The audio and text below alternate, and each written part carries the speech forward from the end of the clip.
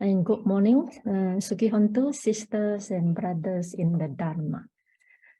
Today, I choose one sutta which I like very, very much. And when I first read this sutta, I was deeply impressed.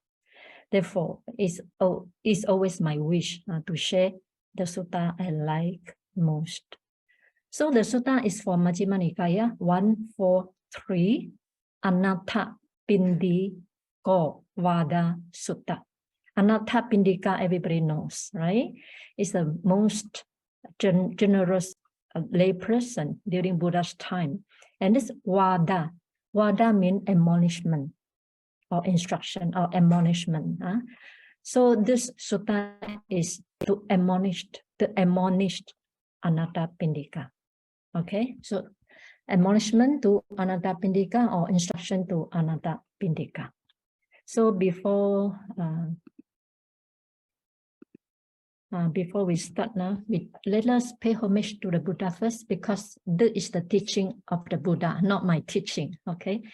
Namo tassa bhagavato arahato samma sambuddhassa. Namo tassa bhagavato arahato samma sambuddhassa.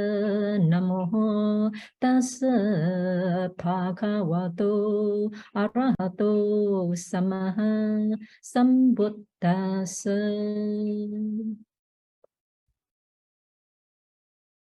Okay, so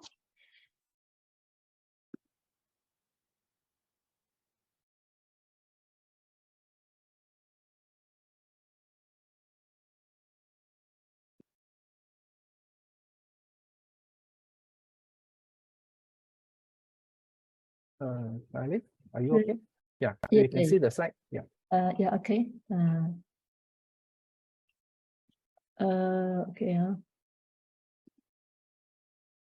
Sorry, I want to hide the copy because the sidebar cover my next PowerPoint. So.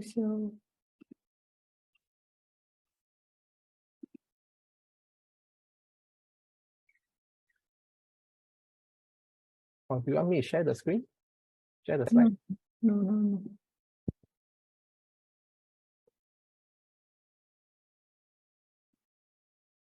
Oh yeah, my goodness, sorry.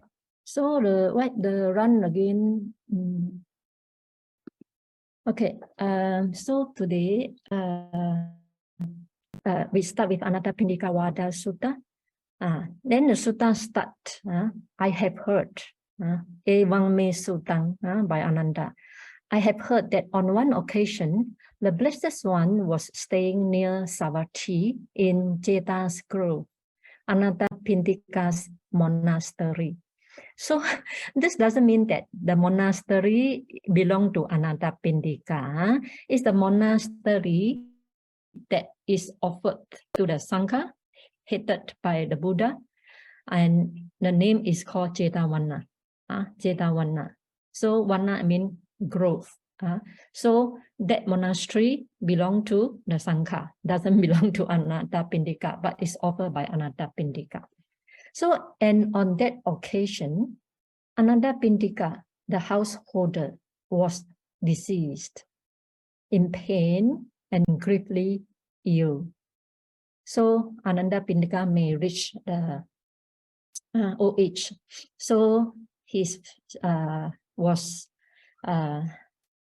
seriously ill. Therefore, he asked one of his helpers to go Jetavana to pay respect to the Buddha on behalf of him. And later, he asked that same person to pay respect to the Sariputta, Venerable Sariputta, and invite and requested Venerable Sariputta to come to see him, because Anāthapiṇḍika knew that he was going to die already. And he hoped that before dying, he can listen to Venerable Sariputta's teaching. Then you may surprise why when Anāthapiṇḍika did not invite Buddha. Instead, he invited Venerable Sariputta. This because that Anāthapiṇḍika knew that Buddha was very busy. So he felt very sorry, if he has to disturb Buddha and to take up his time in order to come and see him. So he rather invite Venerable Sariputta. And also he has unshakable faith to Venerable Sariputta. Okay, so then Venerable Sariputta, then after the Anāthapiṇḍika's helper went to pay homage to the Buddha and to Venerable Sariputta and invited him to come and see Anāthapiṇḍika. Then Venerable Sariputta consented,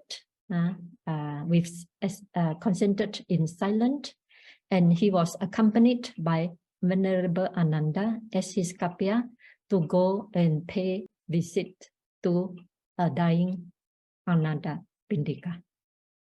Okay.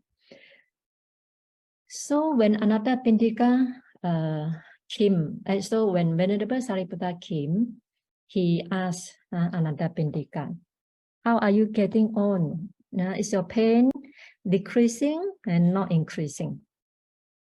And Anāthapiṇḍika, as a dying person, here I want to show you how a dying person experiences serious pain. Okay, so Anāthapiṇḍika answered, I am not getting better, Venerable Sir. My severe pains are increasing, not lessening. Extreme winds slide through my head, just as if a strong man were slicing my head open with a sharp sword. So imagine, you are, as though you are a dying person, lying on the bed, and the violent winds or extreme winds slide through your head, and you imagine that pain as Anāthapiṇḍika now experiencing. And also please bear in mind, Anāthapiṇḍika is Sotapanna, stream enterer. He's not ordinary person. He's a noble person who has attained the first stream enterer. Okay. So Anāthapiṇḍika is complaining, there's extreme wind cut through his head. Just as a strong man were slicing my head open with a sharp sword. So a lot of pain. Okay, then he continued to complain. Then violent winds are carving up my belly, just as if an expert butcher were to carve up the belly of an ox with a sharp butcher's knife. So not only the wind cut through his head, the violent wind also carving up his belly, just like butchers carve up the belly of an ox with a sharp knife. So here we can see during dying moment, as you know, our body is made up by 4 elements, right? So during dying moment, most of the elements are out of balance. So now in Anāthapiṇḍika's case, during his dying moment, a lot of excessive wind, a violent wind cut through his head, cut through his belly. Therefore, he is enduring a lot of pain. Then he complained again. Then he described his his painful feeling. And there's an extreme burning in my body, which is fire element. Extreme burning means his body has a lot of fire element. Not only the wind element, excessive wind element, but also excessive fire element. So there's an extreme burning in my body, just as if two strong men seizing a weaker man with their arms were to roast and broil him over a pit of hot embers. You can imagine, the way he described, you can imagine the suffering he encountered. Excessive wind in his head, in his belly, and also the whole body is burning, like being roasted in a pit of hot embers. And we should not forget, he is Sotapanna. He already has the strength of Dhamma. And yet, during dying moment, he still have to suffer a lot of unpleasant feeling due to imbalance of four elements, especially wind element become excessive and fire element become excessive. So dying is not a good experience. Dying moment is not a good experience. Do we have already cultivated that type of strength in order to face all this suffering during dying moment, or in order to face so much unpleasant feeling during dying moment? So we got to ask ourselves, do I have that strength to cope with it or not? So this is a question you have to think it over. So Venerable Sariputta, now after listen to his complaint about the excessive wind and fire, but Venerable Sariputta did not worry for him. Why? Because Anāthapiṇḍika was a Sotapanna. Even he died with pain, he was not going to reborn in four woeful states. He will not go to hungry. He will not become hungry ghost after he died, and he will not be reborn in hell or as an animal after he died. Because for a Sotapanna, the four woeful states are closed for him. Therefore, Venerable Sariputta was not worried about Anāthapiṇḍika, although he heard his complaint. But Venerable Sariputta, with the intention to help him, to lead him to higher state of attainment, and give such instruction to him. And Venerable Sariputta told him that, householder, you should train yourself thus. I will not cling to the eyes. My consciousness will not be dependent on the eye. That is how you should train yourself.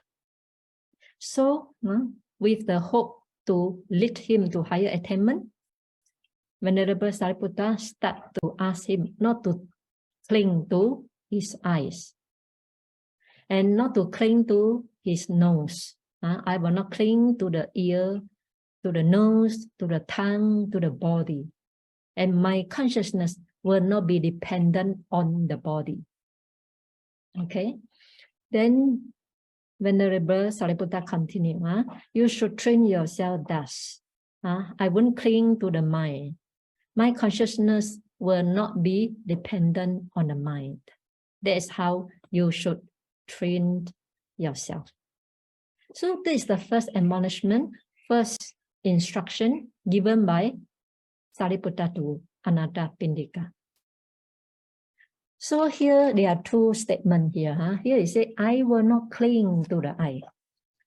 Then the last sentence is, my consciousness will not be dependent on the eyes.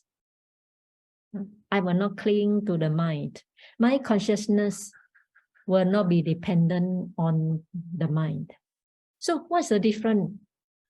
These two statements. I will not cling to the eye. My consciousness will not be dependent on the eyes. So when we say I will not cling to the eyes, we are using I, I as a conventional truth. My name is Sayalay Susīla. So my is also conventional truth, right? So I is conventional truth. So first, Sariputta used conventional truth. I will not cling to the eyes. But he also said, my consciousness will not be dependent on the eyes. Okay. So in order to make it clear, first he used conventional truth, but we should understand what cling to the eyes. Because Buddha said non-self. So I cannot cling to the eye one because there is no self. So how can I cling to the eye, to the nose, to the tongue, right? So this for easy saying, for convenient saying. Therefore, Sariputta later emphasized on my consciousness will not be dependent on the mind, on the eyes, or on the six sense spaces, eye, ear, nose, tongue, body, and mind. So what actually cling to the six sense spaces is consciousness. Therefore, Sariputta said, my consciousness associated with greed will not be dependent on the mind. Another word, should not cling to the mind. So when consciousness, in one of the sutta, Buddha said, when consciousness is dependent on something, then what's the result? Buddha said, when consciousness is dependent on something, then new life comes to be. Therefore, Venerable Sariputta, with the intention to lead him to the highest state, which is Arahant state. So he asked him, he gave him an admonishment, do not cling to six sense spaces. Do not let the consciousness become dependent on the six sense spaces. When the consciousness is dependent on something, then a new life comes to be. Then you cannot attain arahantship. This is the meaning. Okay. Okay. Then Venerable Sariputta say again, oh, householder, you should train yourself thus. I will not cling to forms. I will not cling to sounds. I will not cling to smell. I will not cling to taste. I will not cling to tangibles. And I will not cling to mental objects. So this six is called sense object. It's the object of sense basis. I takes form as object, right? Ears takes sounds as object. Nose takes smell as object. Tongue takes taste as object. Body takes tangible as object. Mind takes mental objects as object. So Venerable Sariputta instruct him not to cling to the six sense object. Then he said, you should train yourself. Your consciousness should not be dependent on these six sense objects. So one by one, Venerable Sariputta is asking him not to attach to six sense spaces and sense objects. Okay. Then he continued. Venerable Sariputta continued to admonish Anāthapiṇḍika and say, you should train yourself thus. I will not cling to six consciousness. Six consciousness. So my consciousness will not be dependent on six consciousness. So what are the six consciousness? Eye consciousness, ear consciousness, eye consciousness, ear consciousness, nose consciousness, tongue consciousness, body consciousness, and mind consciousness. These are called six consciousness. Okay. Then Venerable Sariputta continues to admonish him. I will not, you should train yourself thus. I will not cling to six contexts. I will not cling to six contexts. What are the six contexts? Same. Eye context, ear context, nose context, tongue contact, body contact, and mind contact. So what is this contact? When the eyes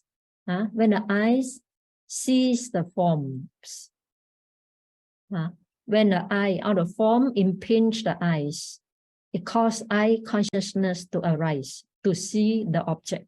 So you see the blue, you see the woman, you see the tree, you see the flower. Okay.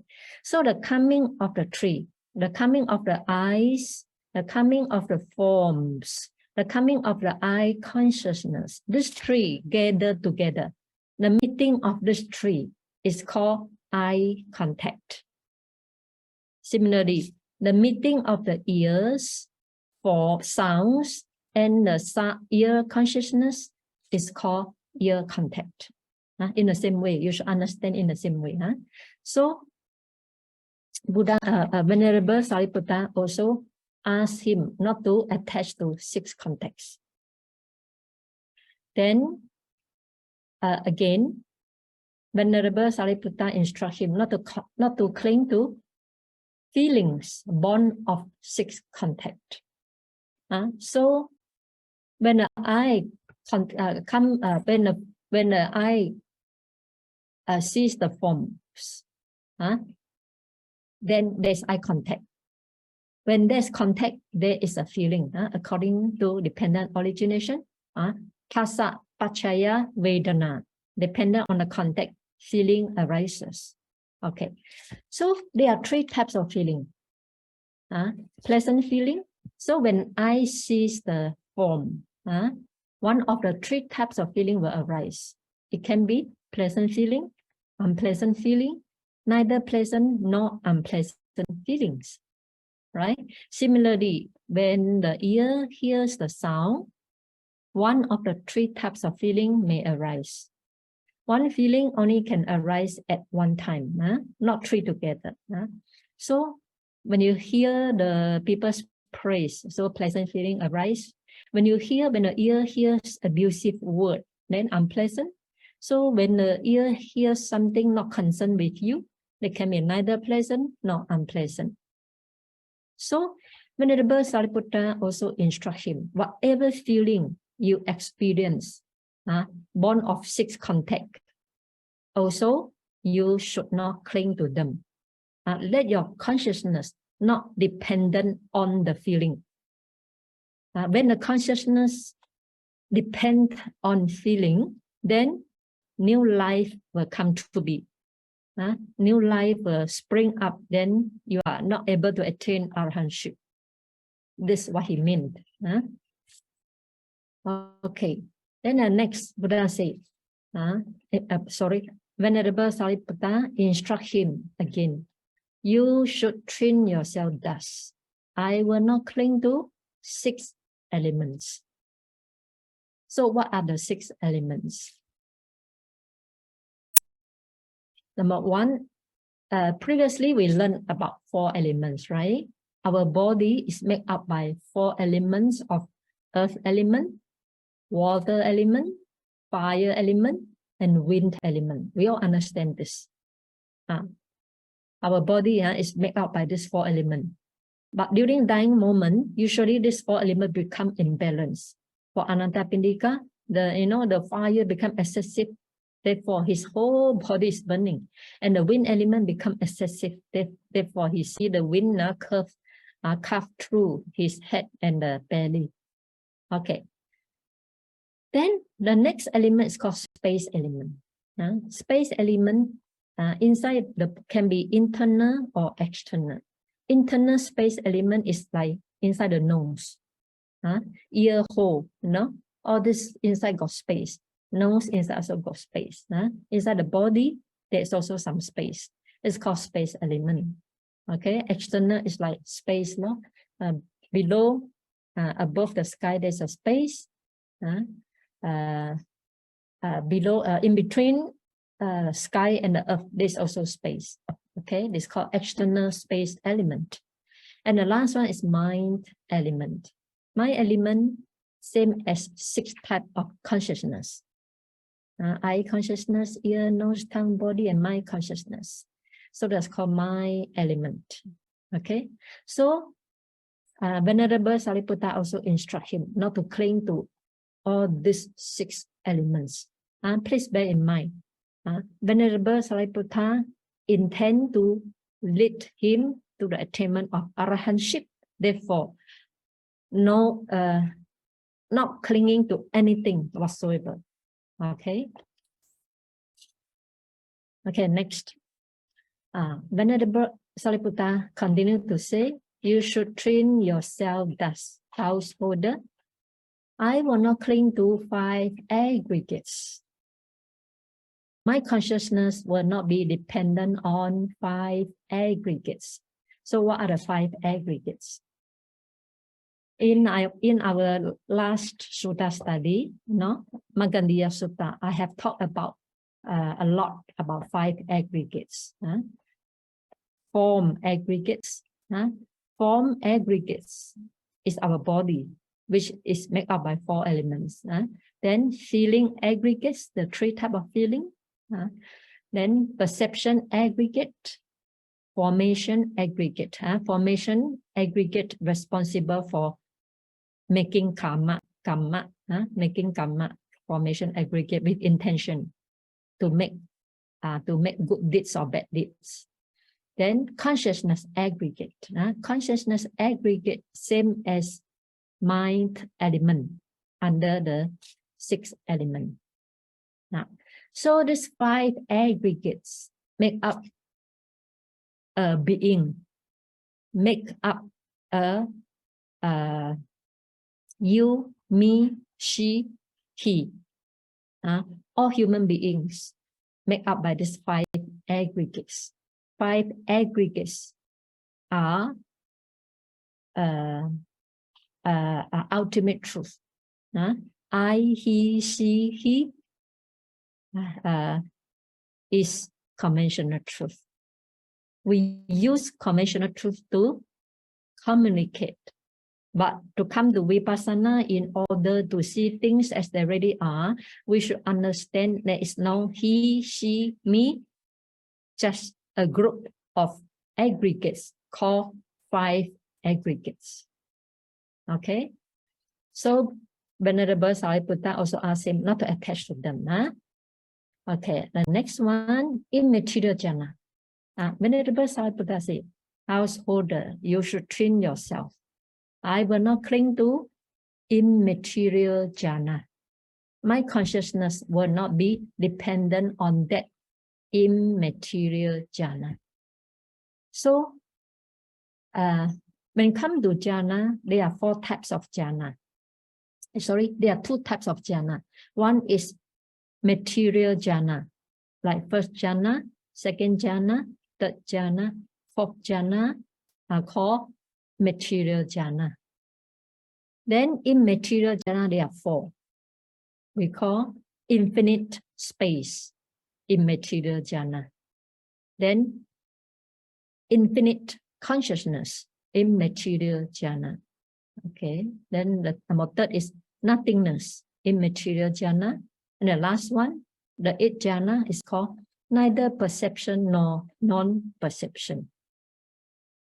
So, what is the difference within material jhana and immaterial jhana. So when a person dies with material jhana, he will be reborn in material world. When person die with immaterial jhana, they will be reborn in immaterial world. So Venerable Sariputta also worry, not to say worry. Venerable Sariputta did not want Anāthapiṇḍika to attach to immaterial jhana to reborn in an immaterial world. Therefore, he admonished Anāthapiṇḍika not to attach to immaterial jhana. Because if he attached to immaterial jhana, he will be reborn in immaterial world, and the world in immaterial world, the lifespan there is very, very long.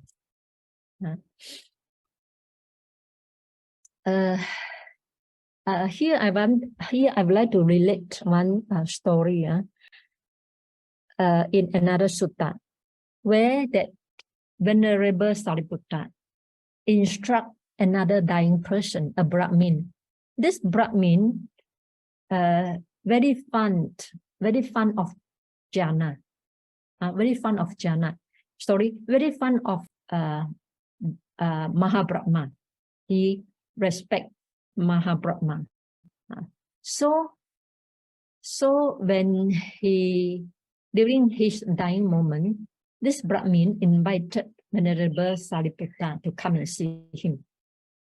And Venerable Sariputta thought, since he liked Brahma, Mahabrahma who live in the Brahma world, since he liked Mahabrahma very much, so Venerable Sariputta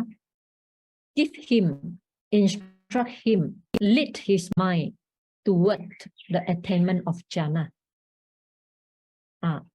The word attainment of jhana. So when he died, this Brahmin reborn in the Mahabrahma world, so that he can pay homage to the Mahabrahma. So when Venerable Sariputta went back, left the Brahmin's house, then the Lord Buddha asked him, where the Brahmin reborn? And Venerable Sariputta said he was reborn. He was reborn in Brahma world already. Then the Buddha admonished Venerable Sariputta, said, why you lead him to Brahma world? Since he has the parami to become Arahant. Since the Brahmin has the parami to become Arahant, why you stop short? You stop short, lead him to the jhana and do not continue. After attaining jhana, you do not continue to lead him to the attainment of arahantship.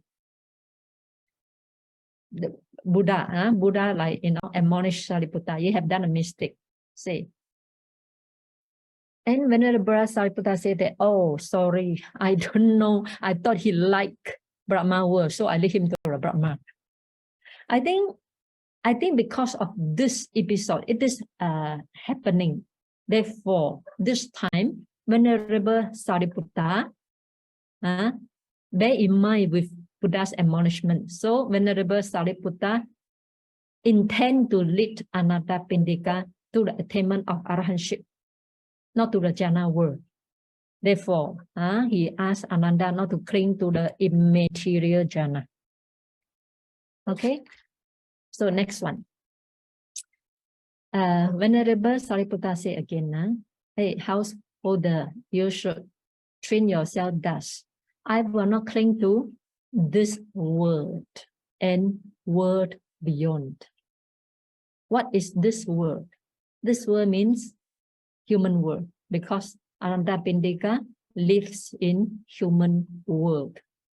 And the world beyond is world beyond human world. There are three worlds only.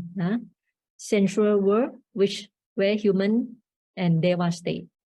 Then material world, which Brahma, who got the material jhana, they stay in material world.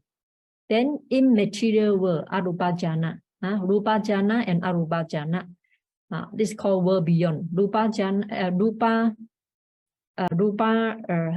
world, rupa loka and arupa loka. These are world beyond. Okay, that world beyond only with the attainment of jhana. You can reborn in the rupa loka and arupa loka. Okay, then he continued to instruct Anāthapiṇḍika. Householder, you should train yourself thus. I will not cling to what is seen, what is heard, what is sensed, what is cognized, what is encountered. Your consciousness, my consciousness will not be dependent on what is seen, what is heard, what is sensed, what is cognized, and what is encountered. This shocks me very much. Number 9. Why? Because when I first read this sutta, that's many years ago, almost I think 20, maybe 25 years ago. At that time, we are still very new in the Buddha's, still very new, ordained person. We strongly attach to what we see, right? We believe what we see is correct. Not only correct, we still attach to what we see. And we also strongly attach to what we heard. It becomes our memory. And we attach to the memory. And we attach to what we sensed. Sense means what we sense by our body. For example, the man now sense another female's body. So he may strongly attach to that sensation, right? And also, we also strongly attach to what we cognized. What we cognize means what we think. We may think what we think is correct. What we think is better than what other people think. We attach to our thinking. We attach to our cognize, what we cognized. And we also strongly attach to what we encounter in our life. From childhood until youth, until adult, until now old age. We strongly attach to what we encounter in our life, right? Because it's part of our memory. It can be the suffering memory, or sweet memory, or bitter memory. But here, in order to become Arahant, we should not cling to what we see, what we heard, what is seen, what is heard, and what is sensed, what is cognized, what is encountered. Therefore, this one shocks me because previously attached so much to what I see, what I hear, what I sense, and so on. Therefore, to me, this sutta is very powerful because, Venerable Sariputta teach non-attachment whatsoever. To very minute detail, not to attach to sense object, not to attach to 6 consciousness, not to attach to context, 6 contexts, not to attach to whatever feeling born of 6 contexts, not to attach to elements of body, 4 elements, space element and your mind element, not to attach to 5 aggregates, your mind and body, not to attach to jhana, immaterial jhana, if you have.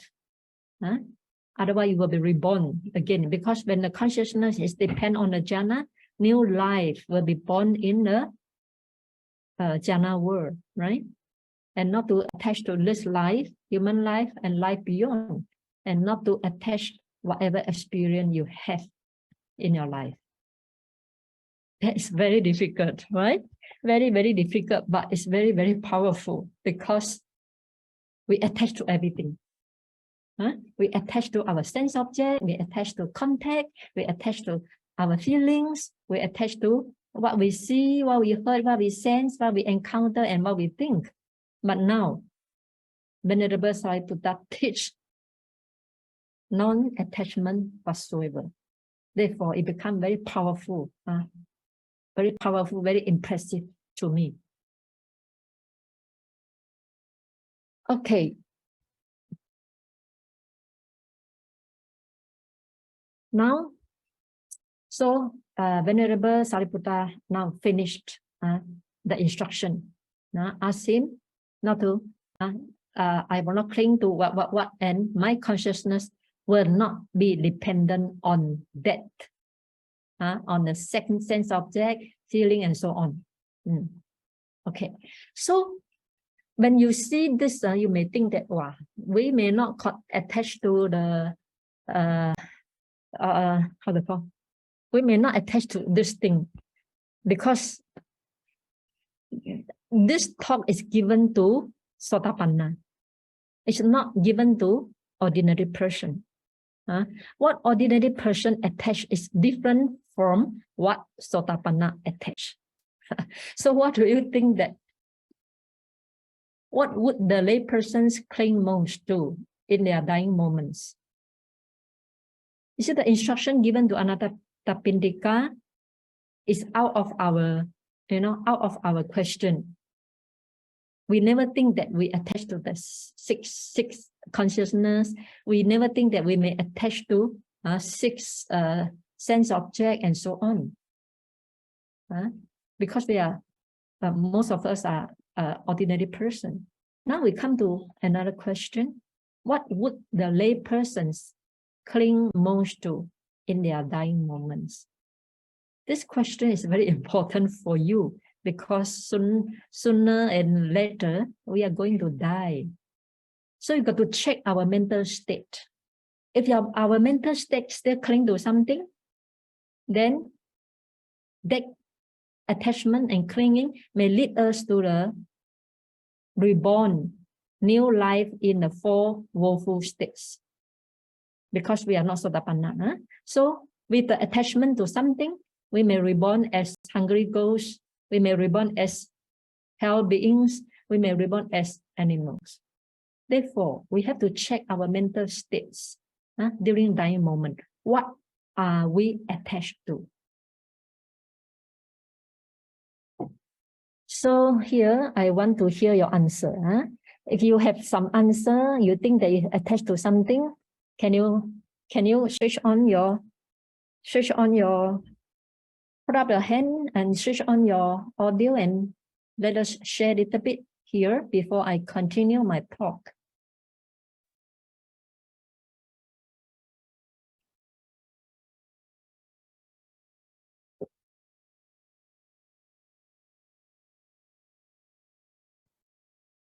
The 5 aggregates, Sayalay? So you think you will attach to 5 aggregates? Yes. Okay, good. Then any other answer? I think for most, like as a parents or as a householder, I think many of you were attached to your children, right? Yeah. Attached to your children, your spouse, even your property, how to divide your property, For example, now you have 2, a good business. So before dying, you may worry about your business.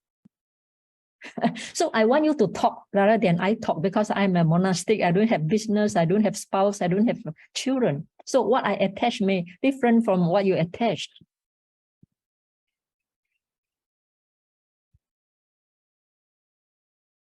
Can you share? Family and children. Okay, so you during your dying moment, you think you may cling to your family and children, right? Okay, what will happen? What will happen if we cling to our family and children? What do you think?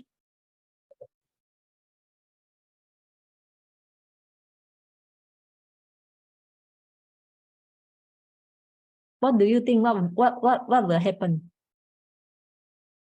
Sayalay, we will be very worried. Worry about what? Because you still cling on to the children, worry the well-being of the children. Okay, then, yes. Further question I ask is, so during your dying moment, the mental state is worrying about the children. Okay, so suppose we die with that worrying about our children, what will happen in what will happen to our next life? What do you think? What will happen to our next life? I think we will be reborn again. Reborn again in samsara will continue. Okay, that is correct, because we are not arahant. Definitely samsara will continue. But were we reborn in the good plane of existence or bad plane of existence? Bad plane assistant. Okay. Assistant sayang. Okay. Sayalay. Okay, so if we have, during our dying moment, we still worry about our children, then we will be reborn in a unhappy realm. Mostly is hungry ghost. Mostly we will be reborn as hungry ghost near the house. Because we attach to them, we want to see them. Therefore, we will be reborn as hungry ghosts, maybe near the house or stay in the house, in the same house. Although your children cannot see you, but you can see them. So, worth it or not? Is it worth it? Not worth it. You want to reborn as a hungry ghost in your house? No. Oh. Okay, so if you want to be reborn as hungry ghosts in your house, what should you do? Not clinging to our children, or not worry to our children, our family, our property. Correct. Therefore, if you know any clinging during dying moment will bring to the unhappy destination in the future, as a hungry ghost or sometimes even animals, then we have to let go the attachment now first. Not wait until dying moment. Dying moment, it may feel very difficult to let go. So we have to practice the letting go of our attachment to our children now. I'd like to make it clear, responsibility and attachment is two different things. So, attachment to children and a family during dying moment will bring you to the unhappy destination. So, knowing that we have to practice non-attachment now, little by little, until dying moment, you can let go easily. If you don't practice now and you accumulate more attachment, day after day, month after month, then you say, oh, I wait until my dying moment, I only let go. That is fantasy. That is fairy tales. not happen. It cannot be happen. Okay? When one of the Sariputta's past life, one of the Sariputta's past life, he is very wealthy. Very wealthy, and he also attached to his property. So he hide before dying, when he is healthy, before dying, he buried his property near in the bank of the river. In the bank of river, near the river. So when he died, when he's dying, he remember he has buried that property in the bank of river.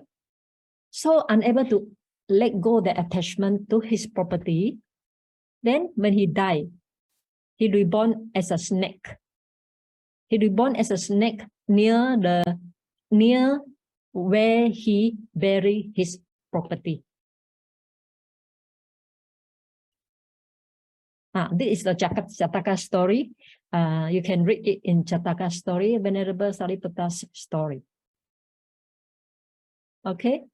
Then another monk in the Dhammapada story. As a monastic, we have not much thing to attach to. The only thing we may attach to is maybe food, our robes, our bowl, right? For a monk. So this monk, he received during the Vasa, after Vasa Katrina, he received a very refined robes, which he has never wear such refined robes before. Then he has strong attachment to that refined robes. So when he died, then he died of suddenly he died, and think of I know yet wear that refined robes, and he has strong attachment to that fine robe. And when he died, because of that attachment, he was reborn as flea, F-L-E-A, flea, on the rope. Therefore, this so even the monk, with his morality, keeping his morality as a monk, but during his which is keep as a monk a lot of merit, right? Because he keep his sila well. But because of dying moment, he attached to something, then he reborn as a very small insect, small on the ropes, which is very unworthy. Okay, therefore, we have to really think about this question. What would you cling most to in your dying moments? Knowing that any clinging during dying moment will lead you to the rebirth in one of the four woeful states. Sayalay, can I ask a question? Yes, yes. Supposing a man, a young person, he has old parents, but he is dying, so he cannot help worrying or cling to who is going to look after my parents, who is going to look after my father or my mother. So this worry will also lead, it's a good worry, but it will also lead him to an unhappy rebirth in the next life. Correct, correct. So before he die, he should arrange everything first. There's a trouble. He doesn't have the means to provide for his parents. That is why he worries. Send him to the orphanage. Anyway, he had to arrange first. If you know he will worry, if he die, he will worry about all this. He got to make arrangement first. Whatever arrangement he can, he make arrangement first. But some people, even though he may think that he may worry about his old parent, but when death really comes, when the death really comes, that worry may not exist. Later, I'm going to talk this one in my next slide. Okay? Yes. Okay. So I will stop here for 5 minutes. Okay. And we'll continue. Okay, I will continue the Anāthapiṇḍikovāda Sutta. Okay, now we come to one very important question for layperson. What factors decide the immediate rebirth for ordinary persons? Here I only talk about ordinary person because if you are the Arya, a noble one, Sotapan, at least Sotapan, then you only will go to higher plane or human world or Deva world or Brahma world. There's no doubt about it. So there's nothing to talk about that. They are safe already. But for ordinary persons, our future is very uncertain. Our next birth, our rebirth, whether in good plane or unhappy destination, is very uncertain. Then what decides the immediate rebirth for us? Number one is Vedi karma. Vedi karma means heavy karma. So there are 5 heavy karma. One is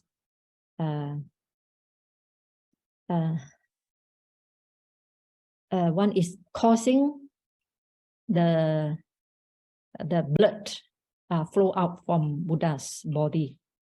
This is the first we call heavy karma done by Devadatta. Okay. Number 2 is schism, causing the break in the community of Sangha, which also done by Devadatta. So Devadatta have performed 2 Vedic karma. Therefore, after that, he was reborn in Avijji hell. Okay, because this Vedic karma decide his immediate rebirth in avijji hell, the deepest hell. And number 3 is killing an arahant. Number 4, causing and killing a mother. And number 5, killing a father. So I think for ordinary person, we are safe. We don't perform such bad karma, especially a Buddhist. Okay. So if this karma, we do not perform any of the Vedic karma, then the next karma will decide our immediate rebirth. There is death proximate karma. Death proximate karma means the karma happens, or the karma occur close to your dying moment. We call that proximate karma. Okay. So come to the question just now. If we attach to something during our dying moment, we attach to our property, attach to our children, attach to our house, attach to our car, and so on, even attach to our own body. This is called death proximate karma, because during dying moment, this karma becomes strong, attachment to something. Become very strong, it becomes a death proximate karma, and it will decide our immediate rebirth as immediate rebirth in unhappy destination. But if you death proximate karma, you think about like during my dying moment, they say, I think about all the good deed I have done. This is called good death proximate karma. Think about, it's not attached. I think about all good deed and I rejoice it. This is called death proximate karma. Or during the death, or during dying moment, you think you have kept your 5 precepts for 20 years, 30 years. You seldom break your 5 precepts. Even you break your 5 precepts, you purify it again. So you think of your sila, then it costs your happiness. It costs you to have happiness. This is also good death proximate karma. They will lead you to the happy destination. And or maybe during dying moment, you are the meditator. Usually every day you have regular meditation. So during that proximate karma, your mind, you keep your mind under the nostril and concentrate on your in-breath and out-breath. Ignore the pain in the body.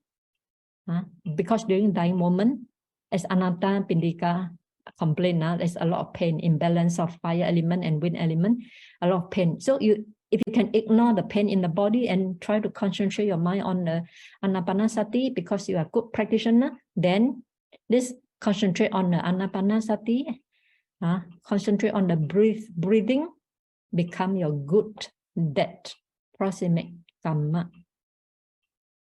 Okay. During dying moment, now you invite monk and nun.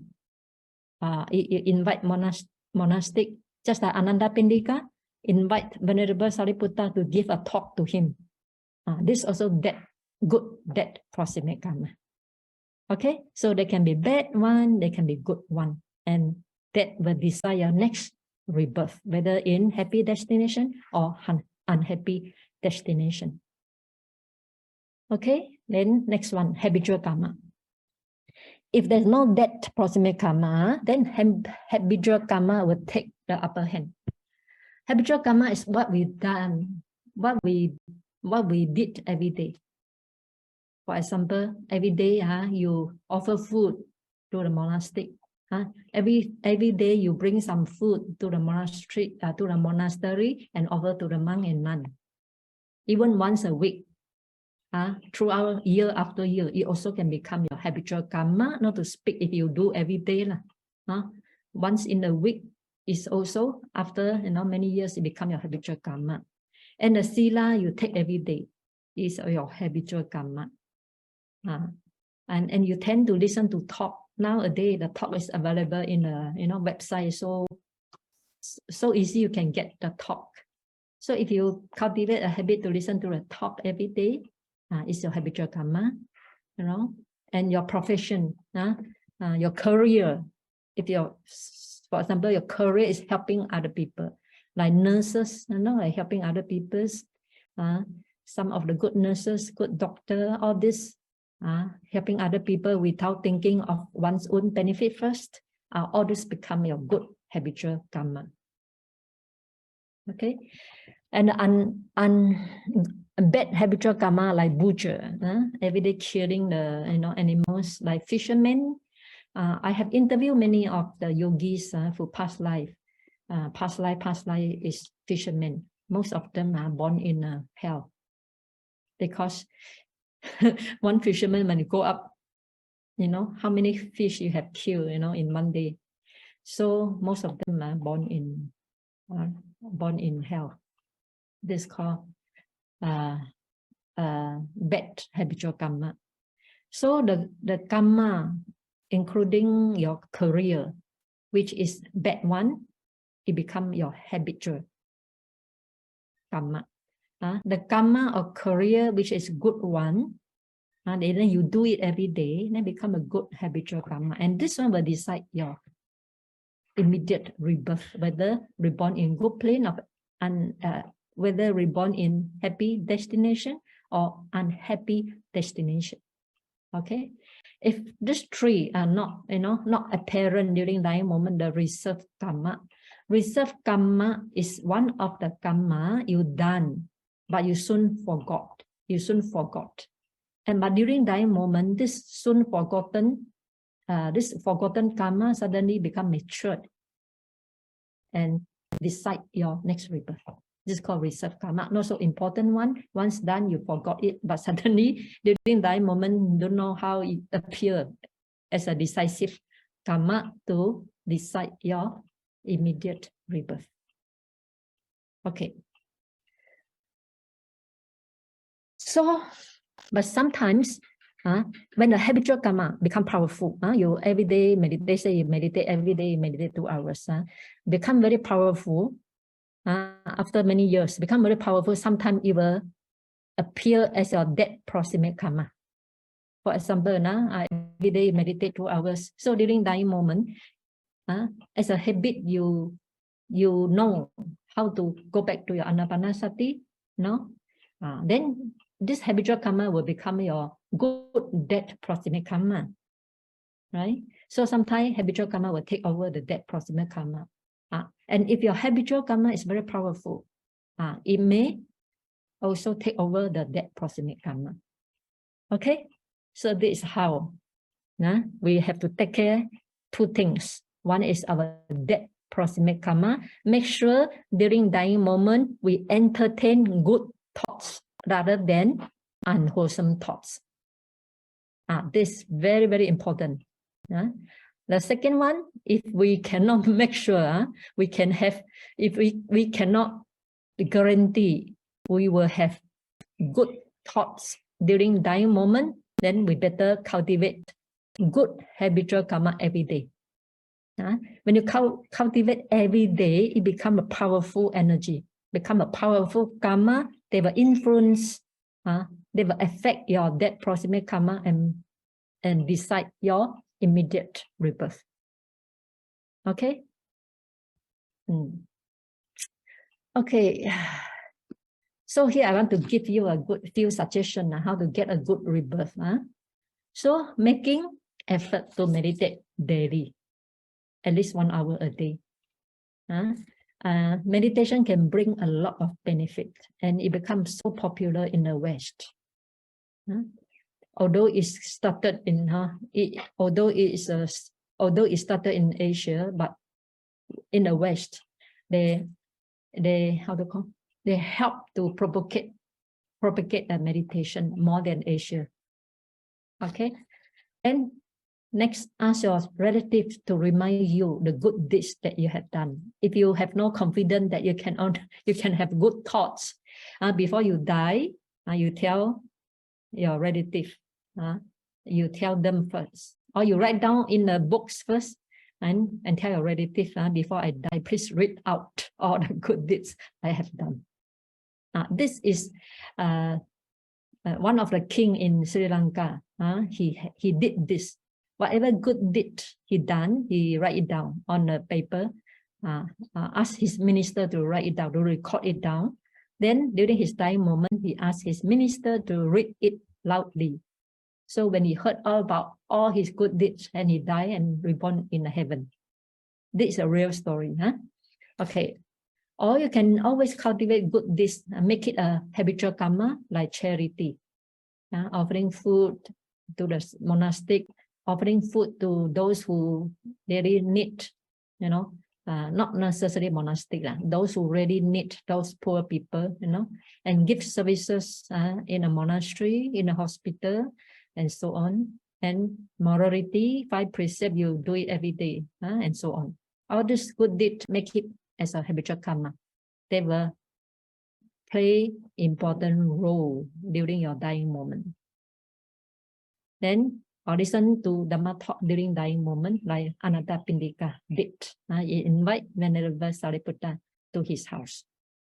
But I think only those who are great donor, who support the monastic, can invite the monks. If you never do any good deed, suddenly when you want to die, you go and ask monastic come to my. I don't think people will do like that, right? So, in order for you to have opportunity to invite the monk, you yourself must have done a lot of good deeds to that monastery. Otherwise, during dying moment, how can you go and invite them without first service to them? Okay. So this is out of topic one. Out of our today's topic is the extra knowledge that you should know. You should check your mental state during dying moment. Okay. Now let us go back to the Sutta, Anāthapiṇḍikovāda Sutta. So Venerable Sariputta, having give instruction to Anāthapiṇḍika, ask him not to attach to whatsoever, let go of all attachment. Then he finished the talk. Then Anāthapiṇḍika shed his tears, crying. Then Venerable Ananda asked him, "Oh, householder, are you sinking?" Then Anāthapiṇḍika said, "No, Venerable Sir, I am not sinking. It's just that for a long time, I have attended to the teacher. Teacher means Buddha, and to the monks who inspired my heart. But never before have I heard a talk on the Dhamma like this." Just like, I myself first read this talk. I was also, deeply impressed. I also have never heard a talk on the Dhamma like this, although I have read so many suttas. But this talk is something very special, something which I never think of it, something that asks us not to attach to anything whatsoever. So Anāthapiṇḍika also said, he said, although I have seen the teacher so many times, I have heard the Dhamma talk so many times, but never before have I heard a talk on the Dhamma like this. So he shed his tear because of joy, not because of sorrow. Okay. Then Venerable Sariputta answered, very good answer. This sort of talk on the Dhamma, householder, is not given to layperson clad in white. Clad in white means the white, those who wear white one. This sort of talk on the Dhamma is given to those gone forth. So this talk, non-attachment to whatsoever, is not for layperson, because layperson has so much attachment. Attachment to the family, to the wives and husband, to the parents, to the business, to whatever things that he can attach, then he attach. So how can Buddha give such talk to a layperson? It sounds very impossible for layperson to fulfill what the talk given, right? Therefore, when Sariputta say, this sort of talk on the Dhamma is given to those gone forth. But why Sariputta give to Anāthapiṇḍika? Why Sariputta give this talk to Anāthapiṇḍika? Because Anāthapiṇḍika is going to die. Venerable Sariputta think he might, not sure whether he has the parami or no, has parami or not to attain arahantship. And since Anāthapiṇḍika invite him to give his last talk to a dying person, so he tried his best to give this talk in order to lead Anāthapiṇḍika to the attainment of arahantship. Only then he gave this talk to Anāthapiṇḍika. Okay. However, Anāthapiṇḍika has no that parami to become arahantship, but he was deeply impressed by this talk. Then he requested, in that case, Venerable Sariputta, please let this sort of talk on the Dhamma be given to lay person clad in white. They are clansmen with little dust in their eyes, who are wasting away through not hearing this Dhamma. They will be those who will understand it. So Ananta, out of compassion for the layperson, requested Sariputta, although this talk so deep, so profound, only talk to the monastic, but you still must have confidence in us. We layperson, if we don't have the chance to listen to this type of talk, we are wasting our time. We are wasting away. We are wasting our time because we have a lot of attachment to this and that, but nobody tell us non-attachment to whatsoever. So we never heard about this talk. We don't even know attachment is not good. We thought it's our attachment to parent, our attachment to son is correct, right? So that's why we are wasting away. We are wasting our time if you do not give such a talk to us. Then Anāthapiṇḍika said, trust us. Among us, as a layperson, they will be those who will understand it. They are clansmen with little dust in their eyes. They can understand this type of talk. So what Ananda say is very impressive. Because he has so much joy when listen to this type of talk, although he cannot do it completely. But he speaks on behalf of many good person who have little dust. You see the little dust here in the eyes. This type of person will surely understand it. Now, I would like to ask you, do you understand the talk? If you understand today's talk, Anāthapiṇḍikovāda Sutta, then you are the person who have little dust in the eyes. Of course, you may not be able to follow. No, not attached to eye, not attached to subject, to sound, not attached to sense basis, not attached to sense object, not attached to consciousness, not attached to five aggregates, not attached to what you seen, heard, cognized, and so on. You definitely know, oh, I am unable to do it. All right. Although you are unable to do it, but by listening to this talk, it opens up your eyes and you feel so much joy and happiness. Then it also shows you have little dust in the eyes. But when you first listen to the talk, say, yeah, it's not for me. Then I can say you have a lot of dust in the eyes.